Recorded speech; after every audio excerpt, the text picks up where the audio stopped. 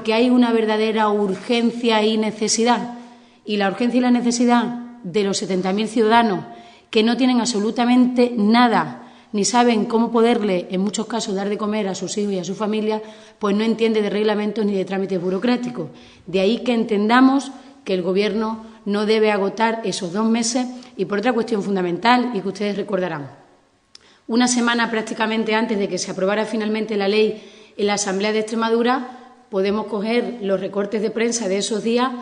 y leer cómo el director general de Política Social y el consejero de Salud y Política Social de la Junta de Extremadura hicieron varias reuniones en diversas comarcas de la región donde ya casi le iban presentando ese reglamento que va a desarrollar la ley a los trabajadores de los servicios sociales de base de nuestra comunidad, que, como saben, van a ser la piedra angular para poder poner en marcha el trabajo de esos profesionales, va a ser fundamental para poder poner en marcha la ley. Si entonces, una semana antes de que se aprobara la ley en la Asamblea, ese borrador estaba ya prácticamente terminado, pues entendemos que ahora, una vez que se ha aprobado la ley, no debe transcurrir mucho tiempo, porque lo importante de esta ley no son sus trámites, sino sus destinatarios, que son esos 70.000 ciudadanos que urgen de una manera importantísima poder solucionar su situación absolutamente decadente por no percibir ningún salario ni tener ninguna prestación hace ya muchos meses.